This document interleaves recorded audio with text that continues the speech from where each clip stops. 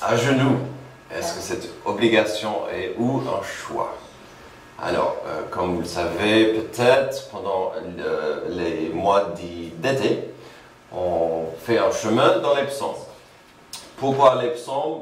Alors, c'est difficile de continuer une série qu'on aurait commencé avant. Ce n'est pas le moment, ni le moment de terminer une série. Donc, tout ça, c'est pourquoi on fait un petit chemin d'hiver dans les psaumes. Nous sommes aussi dans les psaumes d'ascension, c'est-à-dire ils sont organisés, il y en a 15, on ne va pas regarder tout, mais ces psaumes de l'ascension sont des pèlerins, des gens en groupe qui vont ensemble vers une destination. Souvent c'est Jérusalem, parfois le temple, parfois ça parle du ciel, mais la notion c'est qu'on est des pèlerins en mouvement. C'est utile parfois, ça nous parle parce que on a parlé ce matin de cette espérance d'avoir Jésus qui revient, mais en même temps on doit vivre, on doit attendre sa venue, et donc ce n'est pas toujours facile. Alors, comme je dis souvent, les psaumes sont à la base parfois des chants. Alors c'est un peu dommage, mais on n'a plus de la musique qui va avec ces psaumes. Parfois, des psaumes, il s'agit de la poésie. Il y en a certains qui sont organisés très correctement, pratiques comme des poésies. Ils sont souvent même des prières bien organisées. On peut voir l'organisation dans la prière. Souvent, parfois, pour moi, les psaumes, mes psaumes préférés sont des psaumes qui sont des prières, mais pas bien organisées. Ce sont des prières au secours, où je souffre, Dieu aide-moi dans ma souffrance. Et donc, des prières qui s'exclament, qui surgissent du cœur au secours. Nous verrons aujourd'hui une telle prière. Elle vient d'un peuple dans le désespoir, plus que désespoir, d'une position d'impuissance. Ils n'ont pas d'autre solution que de regarder vers Dieu. Pourquoi? Parce qu'ils n'en peuvent plus, ces gens. C'est aussi simple que ça. On dit cela souvent, n'est-ce pas? J'en peux plus. J'en peux plus. J'entends souvent des parents qui disent j'en peux plus, ou un frère contre une sœur, j'en peux plus. Parfois, c'est un sentiment profond. Parfois, c'est vrai, on ne peut plus. Parfois, le contexte est assez important pour comprendre comment mieux gérer un problème. Nous allons voir aujourd'hui un peuple oppressé et écrasé par une catastrophe.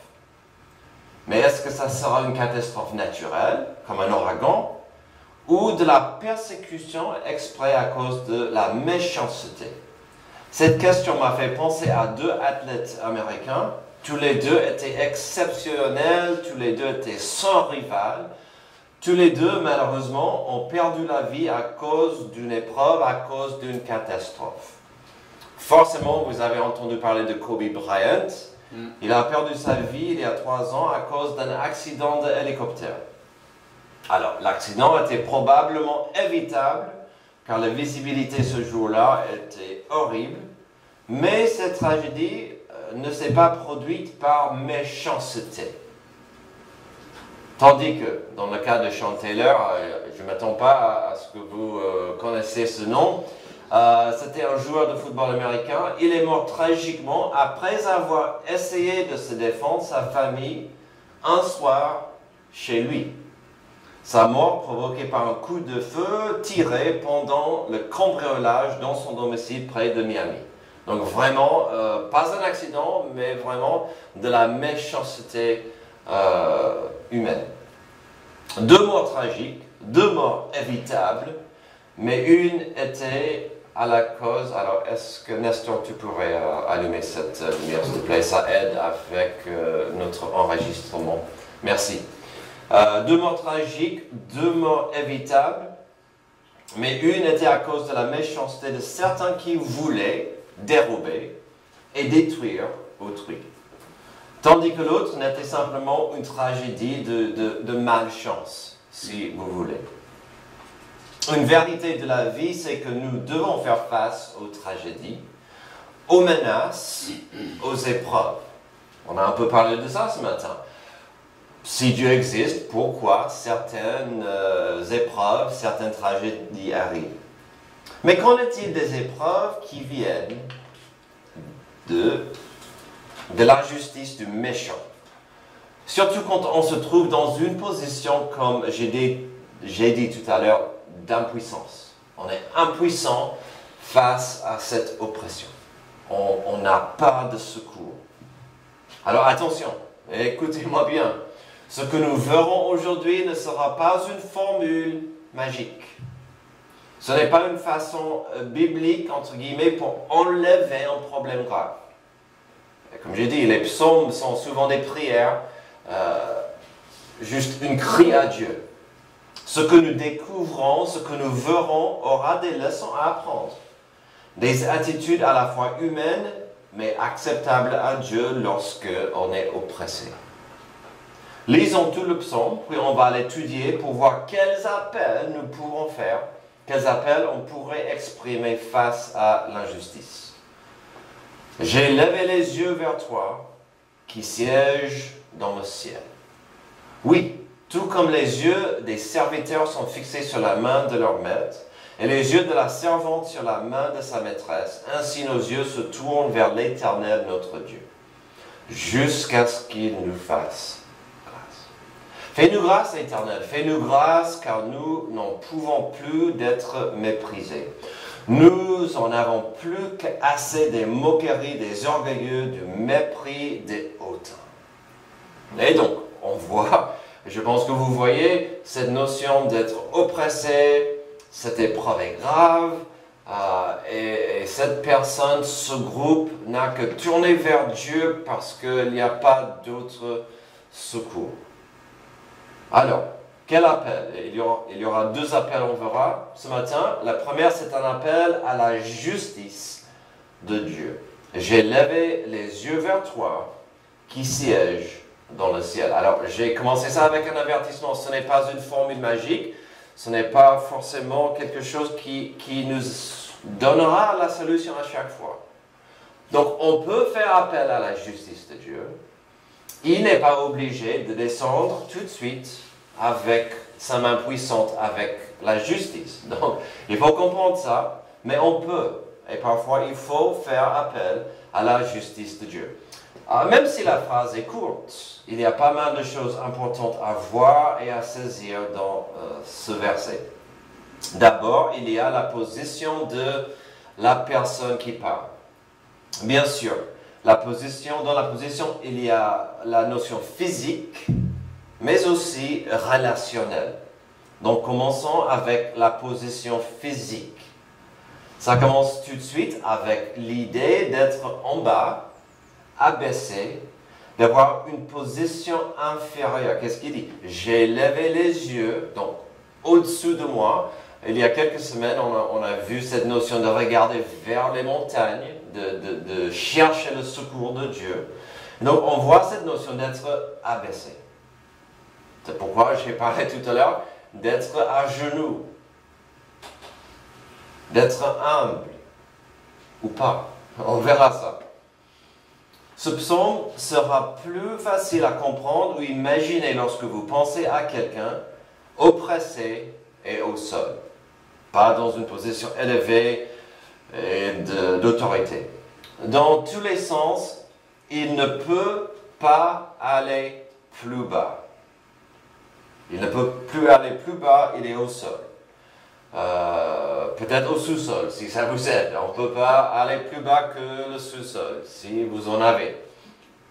Alors, dans la vie, lorsqu'il y a des sentiments d'injustice et de maltraitance, la vie nous offre pas mal d'options d'assistance. Souvent, ça commence à la maison où on entend « Maman, mon frère me taquine, il me fait mal. Papa, ma soeur me cherche. Vous connaissez, si vous n'êtes pas encore parent, vous aurez ces phrases. Si vous êtes parent, vous connaissez ces phrases. Si vous avez des sœurs, des frères, vous dites ces phrases. Voilà, donc on est oppressé. Ma blague à mes enfants, quand j'étais gosse, on passait des heures et des heures, des kilomètres et des kilomètres dans la voiture. Il n'y avait pas d'écran devant nous. La seule sport, la seule activité que j'avais, c'était de me défendre, mon côté de mon frère. Et parfois, c'était sanglant. Hein? D'accord. Donc, c'est parfois cette idée d'avoir des problèmes même sous le même toit. Au boulot, si le problème vient d'un collègue, en principe, on peut aller au superviseur, au manager et faire une plainte. Si le problème vient de cette personne, du chef, alors là, ça devient encore plus compliqué. Si votre chef vous donne des problèmes, vous oppresse, ça devient encore bien difficile. Après ça, si l'injustice ou l'oppression vient d'ailleurs, un problème à l'école ou dans la rue, on peut aller aux autorités.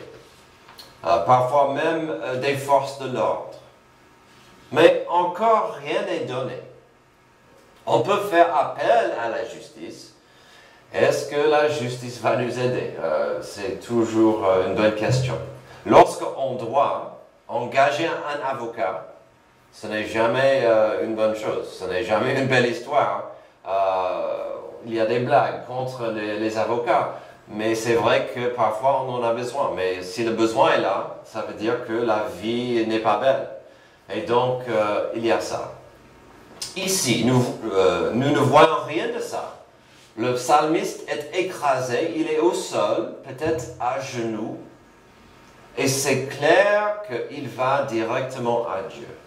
Donc la phrase toute simple, mais puissante, « Je lève mes yeux à toi qui siège au ciel ». Il n'y a pas de question à qui il s'adresse. Ce n'est pas un roi, un gouverneur, il s'adresse à Dieu qui règne au ciel. Toi qui sièges au ciel. Cela implique plein de choses, y compris la foi. La foi que ce souverain m'entende. Et il m'écoute. Et il prend le temps de m'écouter. Ça implique aussi que cette main de justice pourrait venir, mais elle n'est pas encore là, cette main de justice. Il y a ça.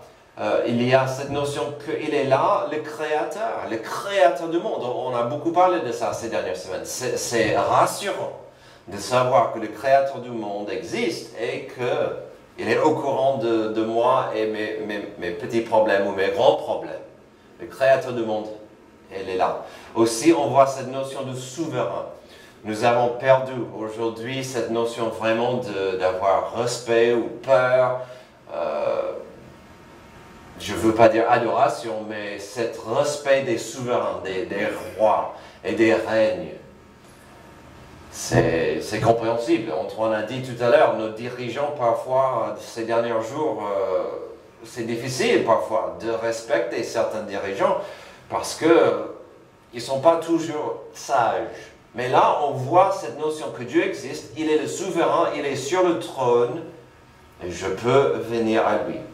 Alors, même s'il est souverain, ça n'oblige pas de la justice ni sa punition sur nous. Et donc, mais c'est bon de savoir, c'est rassurant de savoir que Dieu existe. Il écoute. Et on revient à cette notion de quelqu'un qui vient à Dieu dans une attitude de humilité, abaissé et qui cherche Dieu. Quand j'ai étudié ceci, j'étais frappé par des parallèles à la prière modèle qu'on vient de chanter, Notre Père. Comment est-ce que cette prière merveilleuse commence? Jésus l'a enseigné ainsi. Voici donc comment vous devez prier. Notre Père qui est aux cieux. Que ton nom soit sanctifié, que ton règne vienne, que ta volonté soit faite sur terre comme au ciel. Oh, qu'elle est riche, cette prière. Déjà, ça commence avec cette compréhension que Dieu est là, il existe, il m'entend, mais qu'il est souverain. Il règne. Il mérite mon adoration. Et qu'il mérite d'être honoré, que ton nom soit sanctifié. Et puis, ça devient plus personnalisé, parce que qu'est-ce qu'on demande au verset 10? Que ton règne vienne. Que ta volonté soit faite sur la terre comme au ciel. Si vous voulez comprendre pourquoi la vie va mal, et on a parlé de ça tout à l'heure, pourquoi la vie est tellement pourrie, c'est parce que on n'a pas assez de gens qui souhaitent voir la volonté de Dieu sur terre. Amen. Qui ne sont pas encore prêts à avoir le règne de Dieu vienne. Que ta volonté soit faite sur la terre comme au ciel. J'ai toujours dit, sans honte, je vous encourage de au moins prier cette prière chaque jour et n'ayez pas peur de personnaliser le verset 10. Que ton règne vienne dans ma vie, que ta volonté soit faite dans mon cœur, mon ciel.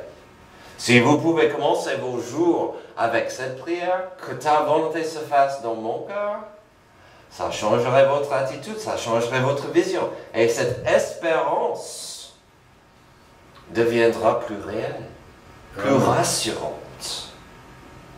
Avant de vouloir la puissance de Dieu qui descend, nous voyons dans notre psaume l'idée que Dieu est un Père parfait et que son nom doit être respecté. Dans Matthieu 6 et même dans notre psaume. Ensuite, en Matthieu 6, dans la prière, nous avons un Père qui est bien au-dessous de nous. Au verset 10, on voit cette puissance royale et la volonté que cette puissance devrait éprouver, décider ici. Quand on est prêt, quand je suis prêt chaque jour à dire que ta volonté soit la mienne, ça va changer ma vision, mon attitude. Ce n'est pas facile. Je n'ai pas dit que c'est facile de prier, que ta volonté se fasse dans ma vie. Mais ça pourrait être une grande bénédiction. Ayant établi l'attitude et décision de la personne ou du peuple, comme nous verrons, voyons ce qui pourrait venir de cette attitude et cette position. Après avoir vu l'appel à la justice de Dieu, on voit un appel à la grâce de Dieu. Verset 2. Oui, tout comme les yeux des serviteurs sont fixés sur la main de leur maître, et les yeux de la servante sur la main de sa maîtresse, ainsi nos yeux se tournent vers l'Éternel notre Dieu, jusqu'à ce qu'il nous fasse grâce. Fais-nous grâce, Éternel, fais-nous grâce, car nous n'en pouvons plus d'être méprisés. Nous en avons plus qu'assez des moqueries des orgueilleux, du mépris des hautains. Il y a un mot ici qui deviendra important. Vous l'avez deviné par notre deuxième point, c'est le mot grâce. Sans chercher des définitions compliquées du mot, la grâce biblique, la grâce est simplement la bonté de Dieu pour nous qui est imméritée. On ne peut pas mériter, gagner, faire la moindre chose pour avoir cette bonté de Dieu. Et parfois, cette grâce est la seule chose qui nous tient sur la route, qui nous donne cette espérance, qui nous aide dans des épreuves. Et donc, il fait appel à la grâce de Dieu. Alors, dans ce cas, étudions la grâce demandée, mais pas promise. J'espère que vous avez vu ça. Dans ce passage, la grâce est demandée, mais espérée, mais elle n'est pas promise. Soyons honnêtes, le verset 2 m'a troublé pendant un moment. Oui, tout comme les yeux des serviteurs sont fixés sur la main de leur maître, et les yeux de la servante sur la main de sa maîtresse, ainsi nos yeux se tournent vers l'Éternel notre Dieu, jusqu'à ce qu'il nous fasse grâce. Car nous verrons un appel à la grâce, mais c'est d'une relation spéciale, une relation unique et pas forcément comprise aujourd'hui dans notre culture moderne. Car qu'est-ce qu'il dit le psalmiste? Comme un servant fait appel à son maître, la servante à sa maîtresse au secours. Pourquoi il n'a pas dit comme un enfant appelle à ses parents au secours? Ça m'a troublé un petit peu, c'est normal, c'est la Bible, parfois on doit creuser pour chercher des réponses. Pourquoi il parle quasiment des esclaves, c'est quoi le mot? Les servants et les servantes. Et puis j'ai compris. Il veut de son maître une relation de miséricorde. Elle veut de sa maîtresse cette grâce imméritée. Tandis qu'un enfant dirait, j'ai cette épreuve, papa, tu dois m'aider. Maman, tu dois m'aider. Parce qu'on a ce lien. Mais un servant, une servante, n'aura pas le droit ni les attentes d'être aidé et sauvé dans une épreuve. Et donc ça rend quelque part cette relation plus belle. Car le servant, il n'a aucun autre secours que son maître. La servante n'a aucun autre secours de dire à sa maîtresse au secours. Alors, comme on a moins ces relations aujourd'hui, on a du mal. Mais quand on creuse un peu, c'est pas mal. C'est belle de voir cette relation spéciale de grâce. Finalement, au fin du verset 2, qu'avons-nous? Pas une attitude de devoir qu'un enfant aurait de ses parents, mais une attitude de dépendance qu'un servant aurait de son maître.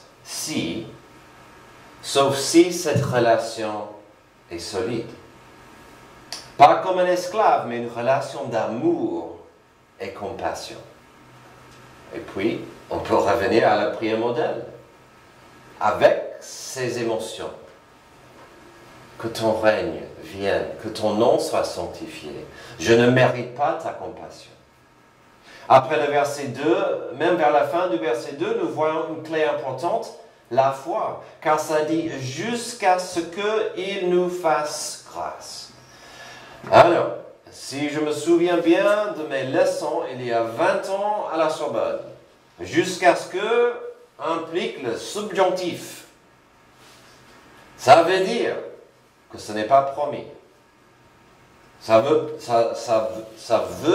implique que ce n'est pas une certitude. Donc c'est pourquoi on voit qu'il nous fasse grâce. Ce n'est pas une certitude, ce n'est pas une promesse, mais mieux, il y a de la foi. Il y a de la foi ici. Ça va venir. J'ai de la foi en mon Dieu. Il va m'aider. Peut-être pas tout de suite. Peut-être pas à la fin de la journée. Mais grâce à notre relation, mon maître viendra. Et sinon, je sais qu'il m'aime dans cette épreuve.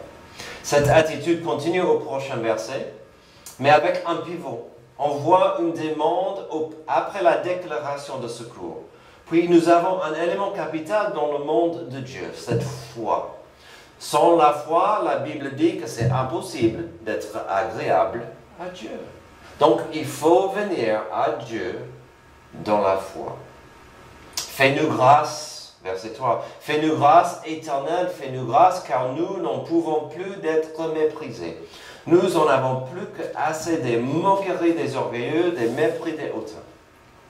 À la fois, ce passage est triste, mais aussi beau. Car le secours n'est pas encore là. Mais nous avons ceux qui implorent et désirent la présence de Dieu pour les aider. Pourquoi? Car l'oppression de autrui, la persécution des humains est là. Si au début nous avons vu une attitude, une position un peu soumise, des gens à genoux, si vous voulez, on le voit encore ici et nous voyons que ce n'est pas une exagération. Honnêtement, dans pas mal de versions bibliques, j'avais du mal à saisir le sens des versets 3 et 4.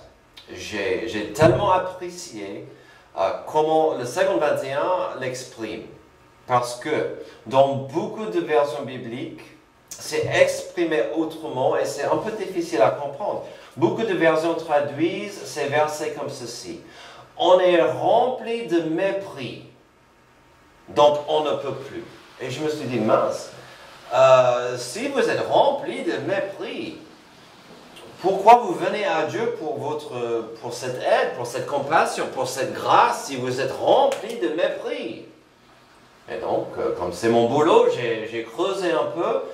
Et c'est tellement bien traduit dans le second 21, mais je devais vous expliquer ce que ça veut dire. Car franchement, ce n'est pas très spirituel si vous faites appel à Dieu étant rempli de rancœur et mépris. J'ai compris que nous avons des gens, si vous voulez, à genoux, mais pire. Oui, ils sont remplis de mépris, mais ce n'est pas le leur. Finalement, notre passage dans le second 21, c'est très bien exprimé. Regardez bien ce que ce verset veut dire. Donc, je ne lave pas tes pieds, mais on a dans ce vers Luke Skywalker. Bon, j'espère que vous pouvez le voir. Il est dans un verre qui est plus haut, plus grand que lui. Donc ça, c'est sa vie. Il a déjà un peu de l'eau à ses pieds, c'est pas grave. C'est la vie, c'est un peu difficile. Quand ça vit que je suis rempli de mépris, ça c'est le mépris, ça c'est la méchanceté, ça c'est le monde. Bon, vous pouvez, voilà. Ah, ça c'est grave. Ça c'est plus grave, parce que on a jusqu'ici. Je continue. Désolé, hein. Ouf. Là, il est submergé. Complètement. C'est ça ce que le passage va dire. C'est pas mon mépris à moi, c'est le mépris de la méchanceté du monde. Ah, je l'ai submergé sans faire un terrible accident. Voilà. Donc, voici. Ah. Ok, vous avez compris. Ça peut arriver. Et donc, on fait appel à la justice de Dieu, mais aussi à sa grâce. Fais-nous grâce éternelle. Fais-nous grâce car nous n'en pouvons plus d'être méprisés. Nous en avons plus qu'assez des moqueries, des orgueilleux, du mépris des autres. Est-ce que c'est une exagération? On ne peut pas savoir si le psalmiste était dans l'exagération. On ne peut pas savoir. Mais le langage implique que par la foi, ce peuple n'avait aucun d'autre secours. Et qu'ils attendent avec foi que Dieu va arriver comme sauveur. Dans le langage, dans l'attitude, nous pouvons comprendre et apprécier que cette oppression n'est pas un châtiment de Dieu. Ce n'est pas une punition de Dieu pour des péchés. Et cela, c'est une compréhension importante à saisir. Alors, récemment, on a parlé je pense, à 10 heures de Jean 15, et le vigne, les branches, le fruit. Il est important de comprendre que parfois, Dieu peut punir son enfant adoptif. Parfois, il fait que de tailler. Et parfois, il fait tout pour que nous produisions du fruit. Oui. Mais parfois, il peut nous punir. Et donc, dans une épreuve, ce n'est jamais une mauvaise question de dire, est-ce que cette épreuve est une punition? Ou est-ce que je marche bien avec Dieu? Est-ce que ma relation avec Dieu est correcte? Oui. Ici, on peut voir que ces gens, le psalmiste comprend. Ce n'est pas une punition. Et ça, c'est rassurant. Quand on est dans une épreuve difficile, de savoir que ce n'est pas une punition de Dieu. Ce n'est pas un châtiment, mais le poids de la situation est grave. Alors les implications sont nombreuses, y compris l'idée que parfois nous devons passer par le feu. Et on dit ça, j'aimerais vous poser une question, puis lancer quelques idées liées à la question. Alors, la question est rhétorique. Qui a écrit ce psaume? Et bien sûr, quel était son contexte? Alors, souvent, pas souvent, parfois, on sait bien qui était l'auteur. Parfois, on peut même dire quel était le contexte du psaume. Et parfois, c'est écrit. Ça, c'est David, il a écrit ça quand il fuyait Saül. Ou il fuyait son fils Absalom. Donc, parfois, on peut connaître l'auteur et le pourquoi. Le psaume qu'on a vu la semaine dernière, c'était David. Si je ne me trompe pas, le prochain psaume, c'est Salomon. Il y avait d'autres auteurs. Pour répondre simplement à la question qui est l'auteur, nous ne savons pas. Nous ignorons qui est l'auteur, et donc on ne peut pas savoir quel était le contexte de ce psaume. Je trouve ça fascinant. Ça pourrait être pas mal de gens. Est-ce que c'était Ésaïe ou Jérémie qui l'aurait écrit pendant l'oppression d'Israël et le roi Ézéchias? Après tout, le roi Israël a subi pas mal d'épreuves d'un méchant roi d'Assyrie, le roi Sennacherib. Est-ce que c'était ça? Est-ce que ce psaume a été écrit pendant la période de Néhémie et Esdras? Lorsque le peuple voulait essayer de reconstruire et rétablir Jérusalem et l'ancien temple pour la gloire de Dieu, malgré énormément d'oppression. Si vous connaissez certaines histoires bibliques dans l'Ancien Testament, ce psaume pourrait être applicable à pas mal d'histoires. Ou, mesdames, j'en ai une pour vous, une hypothèse. Est-ce que c'était écrit par quelqu'un autour de la reine Esther, lorsqu'elle se trouvait dans une épreuve épouvantable, une position sans aucune issue de secours que Dieu? Ou est-ce que Esther elle-même l'aurait écrit? Ou pouvait-il être un psaume qui explique l'attitude et le cœur de Job lorsqu'il a tout perdu, sauf son espoir dans l'Éternel, le grand et puissant Dieu qui semblait l'avoir abandonné? Je pourrais voir Job écrire ce psaume. Au secours Dieu, j'en peux plus. Terminons avec cette idée. Excusez-moi. Comme j'ai dit, ce psaume n'est pas une formule magique à suivre pour survivre de la persécution, mais il nous montre quelques prières, quelques attitudes de dépendance et confiance. Des attitudes de cœur qui plaisent à Dieu. Terminons avec cette idée. Nos 2 points étaient simples.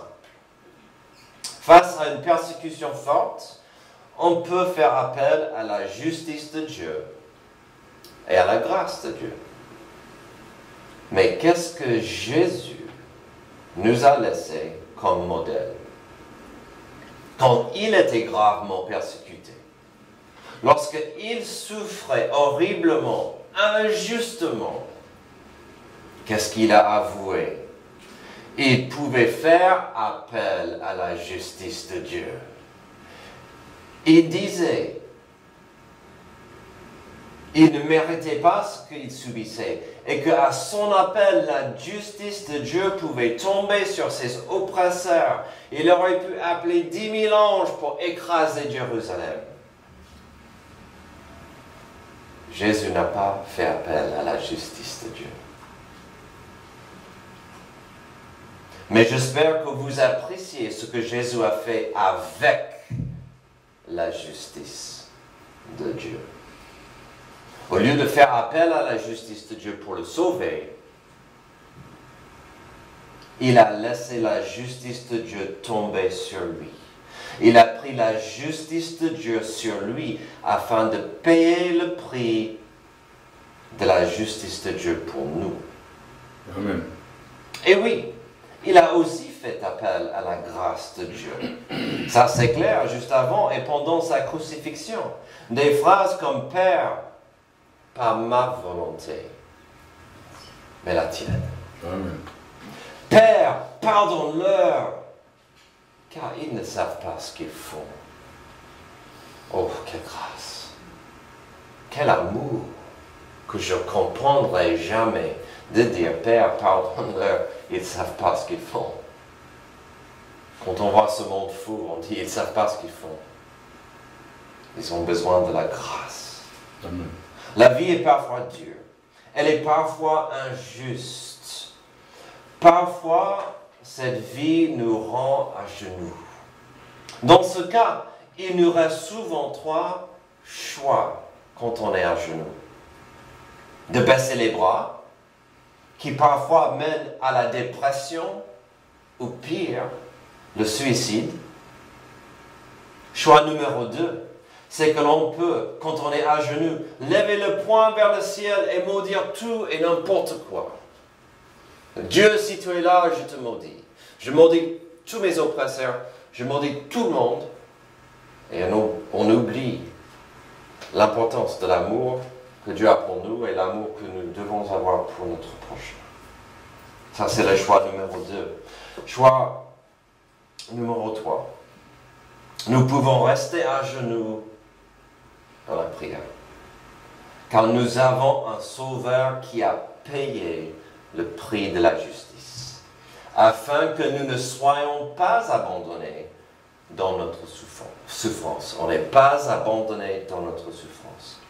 Venons à lui, avec nos cœurs chargés, car sa grâce vous attend. Amen. Sa grâce vous attend. Prions. Merci Dieu pour ce psaume qui ne nous donne pas toutes les réponses, mais qui nous oriente vers toi, vers ta grâce, vers ta présence, vers ton amour. Merci que dans les épreuves, dans la souffrance, dans la difficulté, dans l'oppression même, nous avons ta grâce disponible pour nous aider. Aide-nous à ne pas être à genoux avec le cœur enfermé, mais d'être à genoux avec le cœur ouvert à t'aimer et à aimer notre prochain avec ta grâce. Ta grâce est belle, elle est infinie. Merci encore. C'est dans le nom de Jésus que je prie. Amen. Amen. Levez-vous, on va chanter un dernier chant d'appel et de réflexion.